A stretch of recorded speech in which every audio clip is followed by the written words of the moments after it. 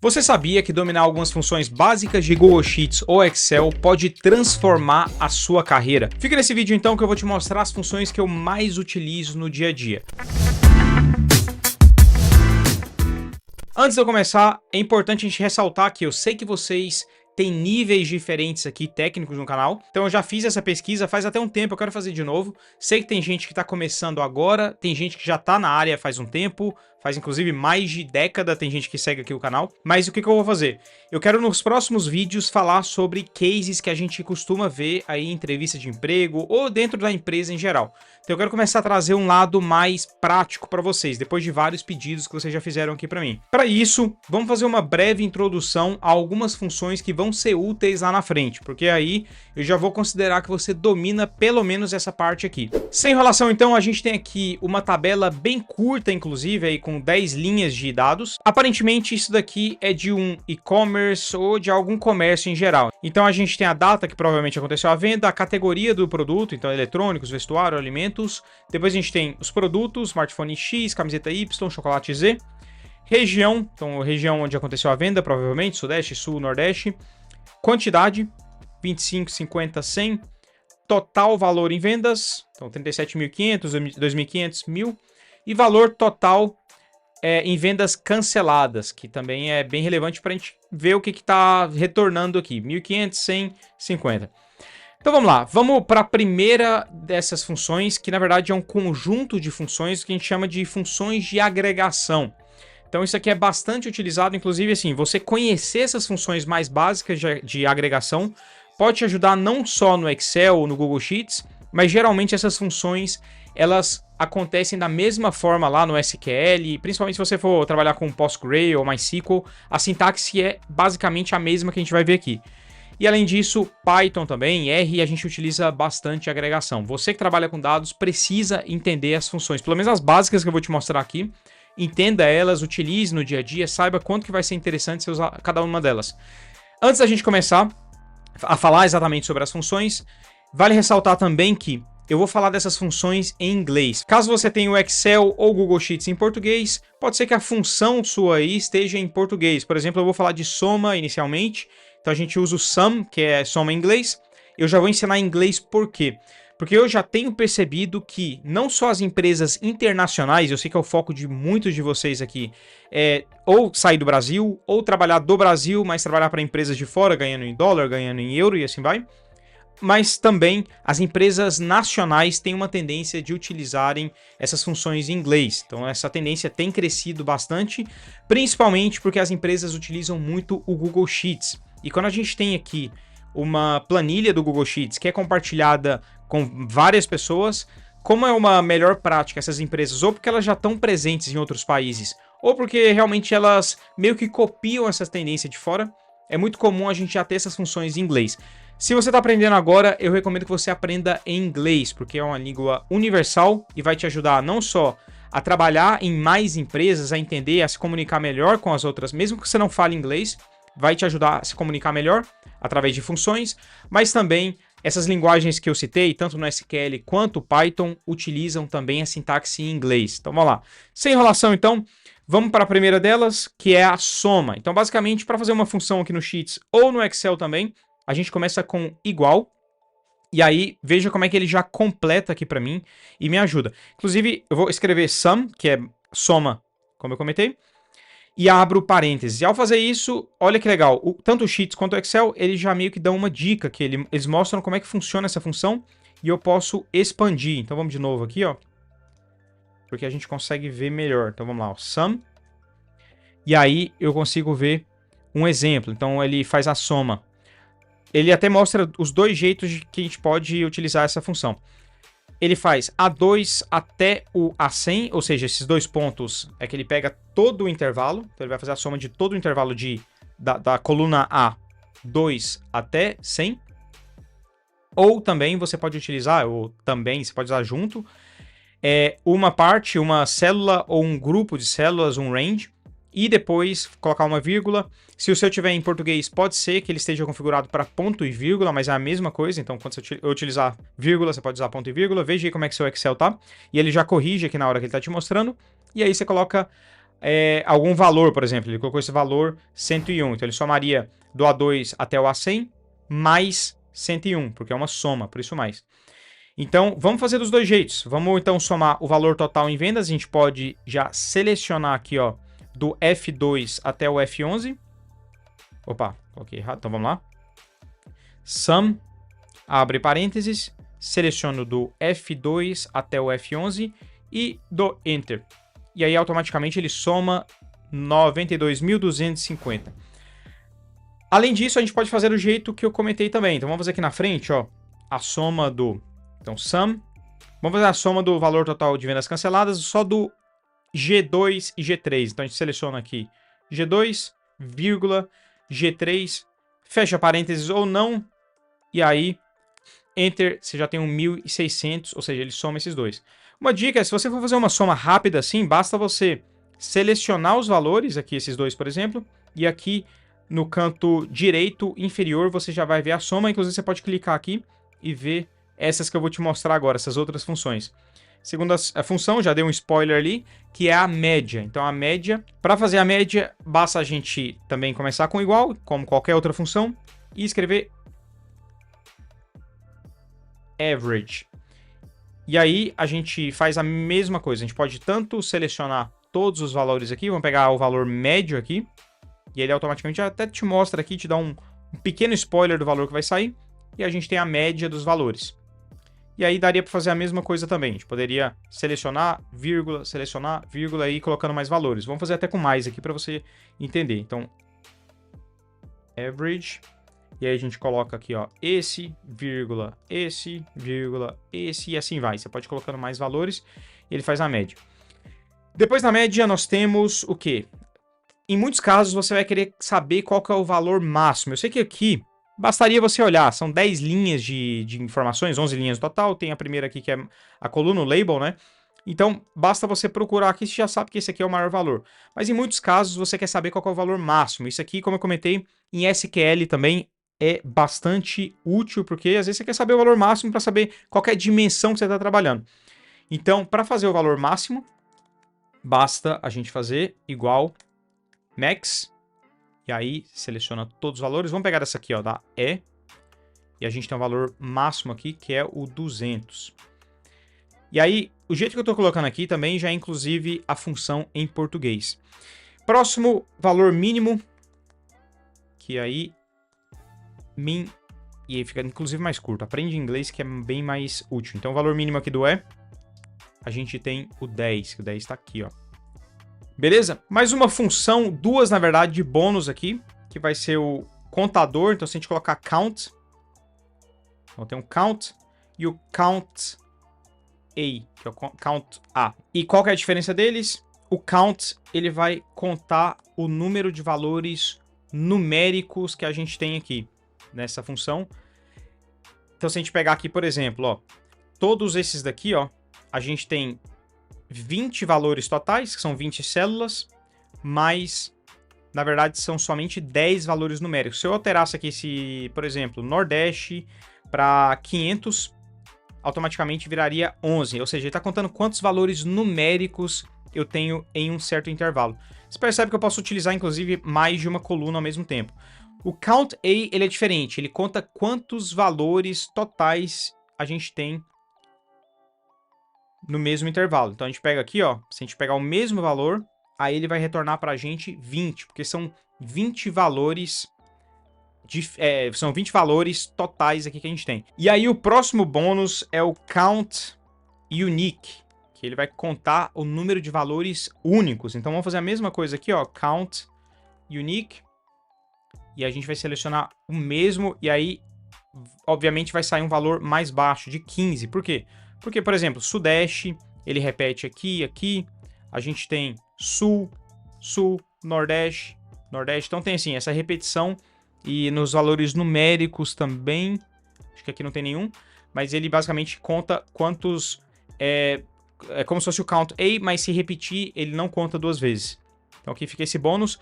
Vamos para a próxima função, que é um grupo de funções também, que são as funções de data. Então isso aqui é muito utilizado mesmo... Porque quando a gente vai segmentar os dados, A primeira coisa que a gente passa na nossa cabeça em qualquer indústria é como é que a gente pode segmentar esses dados a partir do tempo, ou seja, como é que os dados se comportam, como é que as vendas, nesse caso aqui, se comportam pelo tempo. E aí o tempo pode significar várias coisas. Você pode tanto ver uma linha ali contínua, quanto você pode tentar entender como é que essas vendas funcionam em certos perfis de tempo aí. Então a gente pode tentar entender se no sábado, por exemplo, as vendas caem ou aumentam se comparadas com uma terça-feira. Ou a gente pode tentar entender se durante o mês de abril as vendas acontecem com maior frequência, com valor mais alto, com o tipo de produto que vende mais, se comparado com o mês de fevereiro, de março, por exemplo. Então a gente tem essa única coluna aqui de data, que está trazendo a informação sobre a data que aconteceu isso daqui, essas vendas, né? E aqui a gente consegue quebrar em partes menores. Então, por exemplo, vamos pegar o ano, o mês, o dia. E aí, semana. A gente tem dois tipos de semana, eu quero falar sobre isso depois. Então, ano, vamos lá, em inglês vai ser a mesma coisa aqui, o ano é a função também, em português é ano. Se a gente colocar aqui year, você percebe que tanto faz se for maiúsculo, minúsculo, dá igual no Excel. Dependendo da linguagem, isso pode fazer diferença, mas aqui no Excel não faz diferença. E aí, a gente vai selecionar aqui essa data e a gente tem o 2024. Então, olha só que ele extrai o 2024 daqui. Para o mês e dia, vale uma observação. Eu fiz isso aqui de propósito porque, mais uma vez, algumas planilhas de Google Sheets ou de Excel vão estar adaptadas para o mercado americano e lá, não sei se você sabe, mas eles invertem o dia e o mês. Então, nesse caso aqui, ó, para você saber como é que tá, basta você clicar duas vezes aqui, que você vai ver, ó, aqui, ó, 6 de janeiro. Ou seja, se a gente tivesse considerado isso aqui como a gente coloca no Brasil, que é dia, mês e ano, a gente cometeria algum erro aqui. Eu tô falando disso aqui porque eu já cometi esse erro várias vezes, mesmo sabendo isso daqui, às vezes a gente esquece. Então, nesse caso aqui é dia 6 de janeiro, tá invertido. Então aqui, ó, se a gente vier em mês, colocar month, selecionar, é a mesma coisa. Então, a gente tem o mês, que é o mês de janeiro, como a gente viu aqui, e dia, mesma coisa, day, e seleciona o dia. E a gente tem o dia 6. E aí bastaria a gente expandir isso daqui, ó, a gente já teria todos os dados aí das outras linhas, não precisaria escrever um por um. Ou bastaria você copiar com Ctrl ou Command C e colar, ele automaticamente é como se ele estivesse arrastando os dados. Então a gente tem aqui, ó, o ano, se a gente for aqui no A2, e aí se for aqui embaixo já vai para o A3 automaticamente. E aí falando de semana, eu queria mencionar aqui dois tipos de semana que a gente utiliza. Então a gente tem a semana do ano e o dia da semana.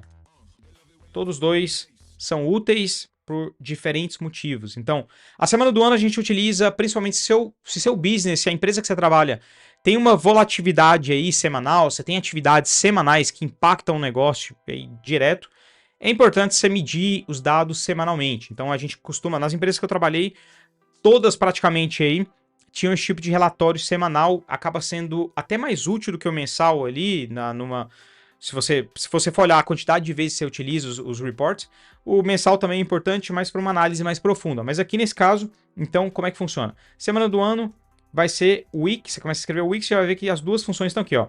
Então nesse caso é o week num, que é a semana, é o número da semana do ano, que aí o ano é dividido em 52 ou 53 semanas, depende do modelo que você usa, que aí tem o modelo ISO ou o modelo tradicional aqui, e a gente pega aqui, ó, seleciona essa semana, saiu semana 1. Se a gente mudar para cá, por exemplo, ó, para o resto, a gente vê as outras semanas.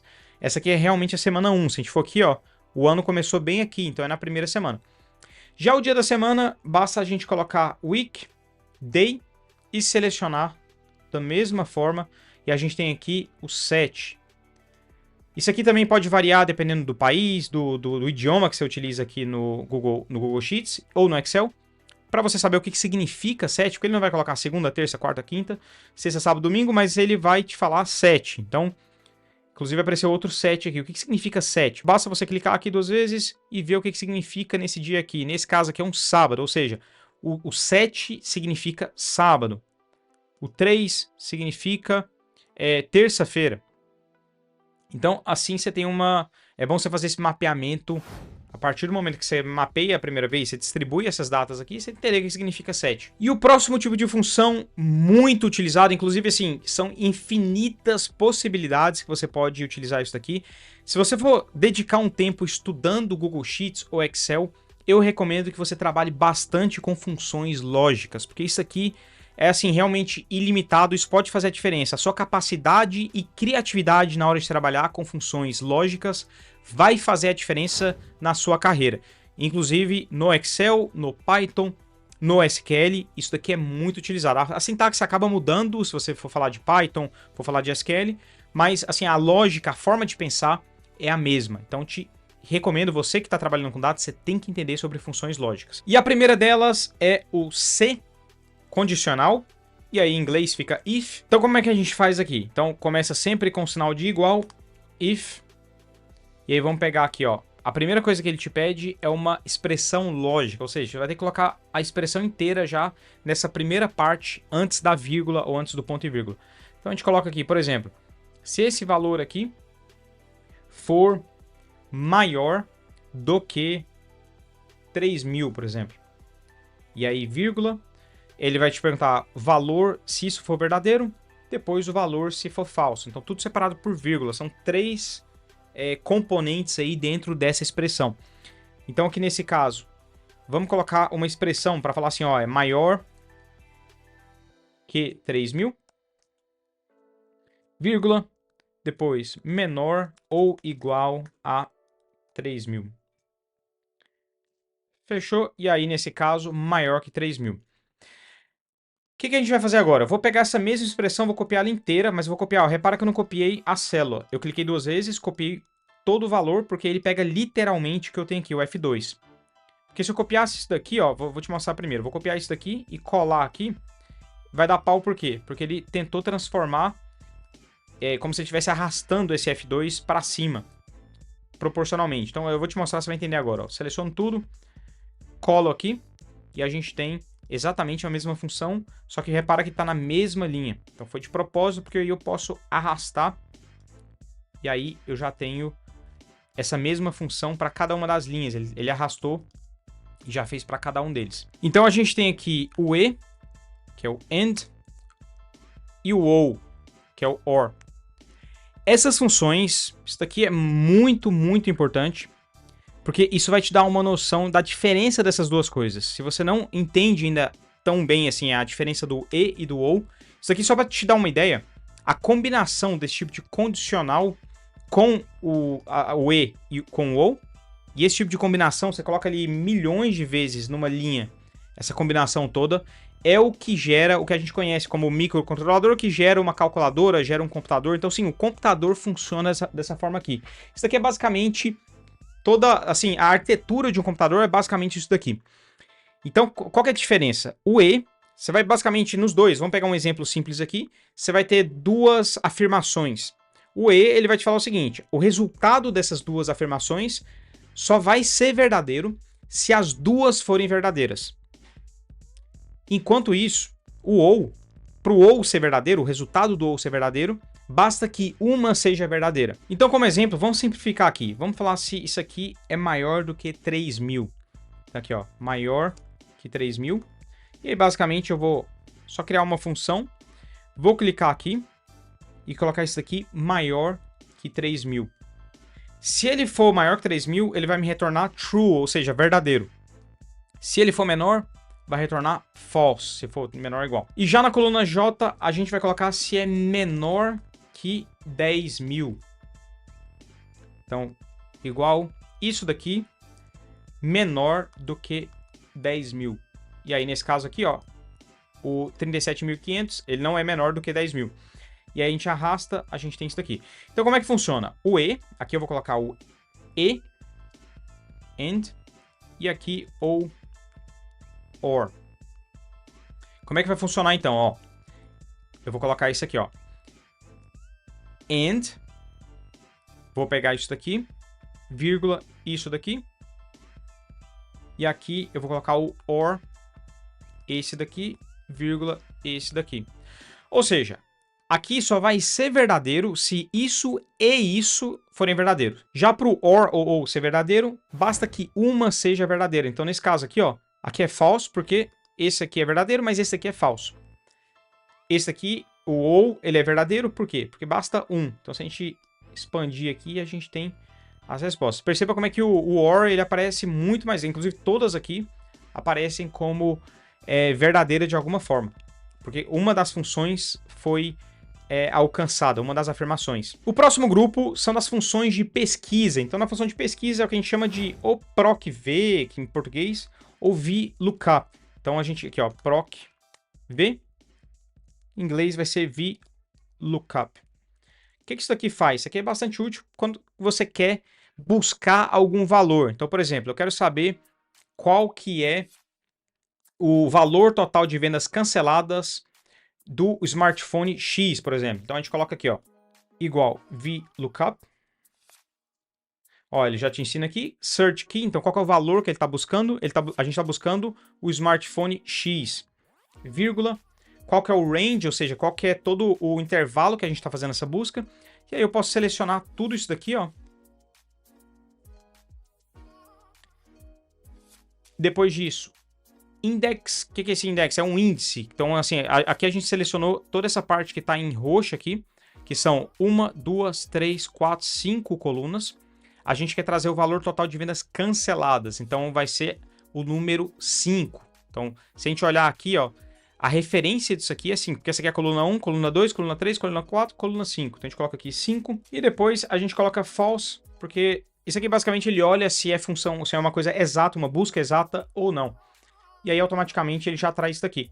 Para simplificar ainda mais, vamos copiar essa função aqui. E aí vamos buscar agora da camiseta Y. Se a gente colocar a camiseta Y aqui, ó, vamos fazer uma busca.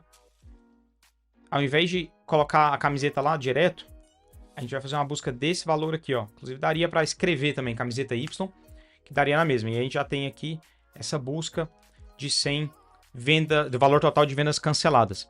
Então o VLOOKUP também é bastante utilizado. E uma função bônus aqui, basta a gente selecionar todos esses dados aqui, vir aqui, inserir pivot table ou tabela dinâmica, que isso daqui vai te ajudar muito a fazer análises rápidas, acuradas mesmo, mas isso aqui ajuda muito para você, quando você quer buscar uma coisa mais rápida, você quer fazer uma análise, por exemplo, temporal, fazer uma análise de qualquer tipo de distribuição, segmentação, isso aqui é a coisa mais utilizada, porque assim, não é somente uma função, você está fazendo várias coisas aqui. Que é um bônus aqui para esse vídeo, eu quero fazer inclusive um vídeo dedicado a isso, com exemplos reais de como é que a gente pode utilizar isso. E eu acho que a melhor forma de fazer isso é através de cases. Então a gente vai pegar cases de empresas reais, tanto nacionais quanto internacionais, e resolver. Então vamos lá, só para a gente passar rapidamente por uma pivot table. Então a gente pode criar essa pivot table tanto em uma nova sheet, então seria aqui uma aba nova, ou numa existente. Então eu vou pegar uma existente, porque aqui eu quero criar dentro dessa funções de pesquisa, nessa aba que a gente já está agora. E aí aqui eu seleciono onde eu quero criar. Vou criar aqui na coluna I, por exemplo. E aí dou OK. Automaticamente a gente cria uma pivot table. E aqui eu posso distribuir essa pivot table. Então aqui, por exemplo, ele pode fazer toda essa parte de agregação, principalmente, a parte de data. A gente consegue trabalhar bem com os dados aqui, fazer filtros através dessa pivot table de forma muito mais rápida. Aqui, se você perceber, se eu clicar fora, ele não saiu ainda, quer ver? Eu posso fechar, aí ó, eu posso fechar, mas eu venho aqui nessa pivot table, editar, ele volta sempre com essa coluna, com esse menu aqui da pivot table. E aqui eu vou passar mais por isso em um outro vídeo, mas a gente tem basicamente como é que a gente quer construir essa pivot table, através de quais são as linhas, as colunas, os valores e os filtros que a gente quer adicionar. Então aqui, por exemplo, a gente poderia distribuir por categoria. Então, por exemplo, em rows eu vou colocar a categoria, e aí colunas a gente coloca, por exemplo, a região. Tá vendo? A gente já cria uma matriz aqui, onde a gente tem as categorias e as regiões. E aí, a partir disso, a gente pode vir aqui e colocar os valores. Então, vamos colocar algum valor aqui, ó. Vamos colocar valor de vendas. Então, aqui, ó, valor total em vendas. E a gente tem aqui, ó, já automaticamente, essas funções de agregação que a gente estava falando, já é distribuído aqui de forma muito rápida. Você viu que foi feito de forma rápida. Inclusive, a gente tem um total aqui que bate com o total que a gente tinha lá atrás na função de agregação, aqui, ó, bem aqui. E aí a gente pode, inclusive, uma coisa interessante é, ao invés da gente mostrar o valor. Aqui a gente pode colocar soma, pode colocar o count A, que eu tinha te mostrado já. Mas vamos deixar a soma e aí show as, a forma que a gente vai mostrar. Então eu vou fazer aqui uma porcentagem do total. Então aqui é uma distribuição da porcentagem do total. Se a gente somar tudo aqui, a gente chega no 100%, como você pode ver aqui embaixo. Ou seja, aqui está a distribuição das vendas, assim, no valor mesmo de vendas, né, em reais, dos produtos em geral. Então aqui a gente percebe que eletrônicos estão aqui. Então, para até tipo, facilitar aqui, vamos selecionar tudo isso daqui, menos o total. Eu não estou selecionando o total de propósito. E aí a gente vai fazer o seguinte, formatar, bônus também para você aí, e a gente vai colocar condicional. E a gente poderia colocar condicional aqui também, que é uma coisa interessante de aprender, mas vamos em Color Scale. E aí, vamos selecionar aqui o modelo. Então, vamos deixar de vermelho a verde. Ou seja, vermelho não faz muito sentido porque a gente tem lugar que não vendeu muito, a 0. Então, vamos deixar só assim, ó, de 0 a verde. E aqui, automaticamente, a gente tem o verde, onde a gente teve mais vendas. É isso então, eu espero que o vídeo tenha sido útil para você. Fica ligada aí no canal, porque a gente vai trazer casos reais que vão te ajudar a se sair melhor, tanto em entrevista de emprego na área de dados ou fora da área de dados. Eles fazem muitas perguntas relacionadas a dados para ver se você sabe trabalhar com Excel. E a gente vai explorar também outras ferramentas depois, tanto SQL quanto Python, principalmente. Deixe aí nos comentários se esse tipo de conteúdo é útil para você e o que você gostaria de ver aqui no canal. Meu nome é Danilo, se inscreva no canal e ative o sininho. Preciso da sua ajuda porque a gente está sofrendo ainda o Shadow Ban. Dá uma olhada depois nos vídeos passados e você vai ver que caiu de uma vez. A gente estava com aí 4.000, 5.000 views por vídeo e aí caiu para 200, 300. Então preciso da sua ajuda. Não sei o que aconteceu, mas eu estou tentando contato com o YouTube. A gente vai entender ainda o que aconteceu e vai recuperar esse canal. Muito obrigado, um abraço e até o próximo vídeo.